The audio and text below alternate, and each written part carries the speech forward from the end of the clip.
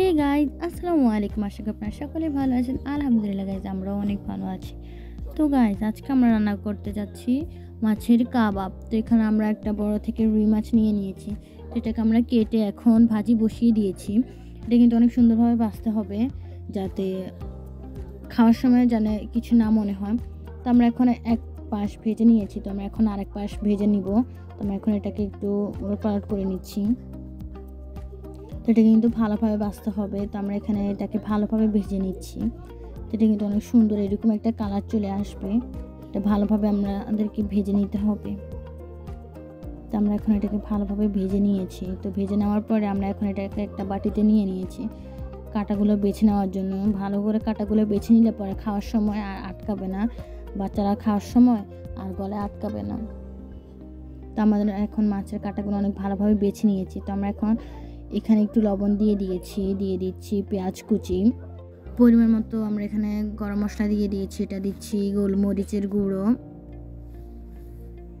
তো এখন আমরা সব কিছু দিয়ে দিয়েছি। তো আমরা এখন এখানে দিয়ে দিব একটি ডিম স্বাদ বাড়ানোর জন্য। তো আমরা এখানে দিয়ে দিচ্ছি একটি ডিম। আপনারা যত ডিম দিবেন ততই অনেক স্বাদ বাড়বে। তো আমরা এখন একটা ডিম দিয়ে এটাকে ভালোভাবে মিক্স করে নিচ্ছি। এটা কিন্তু ভালোভাবে মিশাতে হবে। তো আমরা এখন একটা প্যানে নিয়ে নিচ্ছি তেল। আমরা পাশে একটা বাটিতে ডিমের সাদা অংশ নিয়ে আমরা এখানে দিয়ে দিয়েছি মরিচের গুঁড়া, আর দিয়ে দিয়েছি পরিমাণ মতো লবণ একটু। আর এখানে আমরা এখন এটাকে মিক্সড করে নিচ্ছি ভালোভাবে মিক্সড করতে হবে। তো আমরা এখানে এখন কাবাবটা মাখিয়ে নিব, আর পরে তেলে ছেড়ে দিব। তো আমরা এখন এখানে ডিমটার সাথে আমরা এখন কাবাবটা মাখিয়ে নিচ্ছি ভালোভাবে। তো এটা ভালোভাবে মাখানোর পরে আমরা এখন এটাকে দিয়ে দিব তেলে। এটা কিন্তু করতেই হবে, এটা যত একটা স্বাদ বাড়বে আর কি ডিমটা দিলে। তো এখন আমরা এটা দিয়ে দিয়েছি তেলে। তো আমি আপনাদের সুবিধার্থে আমি আরেকটাও দেখাচ্ছি আপনাদেরকে। তো এটা এভাবে আপনারা ডিমটাতে মিশিয়ে পর আপনি তেলে দিয়ে দিবেন। এটা একটা পুষ্টিকর খাবার যেটা। তো আমরা এখন একটা একটা করে সবগুলো দিয়ে দিব তেলে। তো আমরা এখন একটা একটা করে সবগুলো দিয়ে দিচ্ছি। এগুলো এখন ভালোভাবে ভাজতে হবে। তো ভালোভাবে ভাজার পরে আমরা পরে এটা উল্টে দিব। তো এখন আমাদের এক পিঠ ভালোভাবে হয়ে গিয়েছে। তো আমরা এখন আস্তে আস্তে একটা একটা করে উল্টে দিচ্ছি। তো যত ভালোভাবে হবে তত খেতে মজা লাগবে। তো ছোটদের অনেক প্রিয়, তো আপনারা ছোটদেরকে দিবেন, অনেক মজা করে খাবে ছোটরা। যারা খেতে চায় না কিছু তাদেরকে এটা দিলে, কাবাবটা মাছের কাবাবটা দিলে অনেক পুষ্টি হবে। তো আমাদের সবগুলো হয়ে গিয়েছে। তো আমরা এখন একটা একটা করে নামিয়ে ফেলছি। যখন দেখবেন একটু ব্রাউন কালার হয়ে গিয়েছে তখনই আপনারা নামিয়ে ফেলবেন। তো ফাইনালি আমাদের মাছের কাবাব রেডি হয়ে গিয়েছে।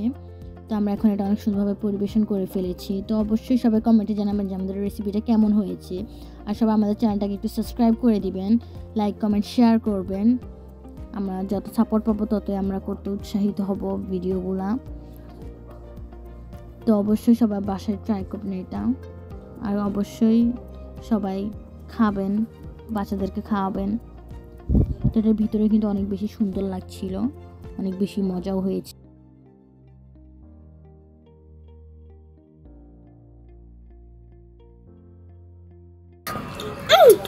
এত স্বাদ তো হ্যাঁ।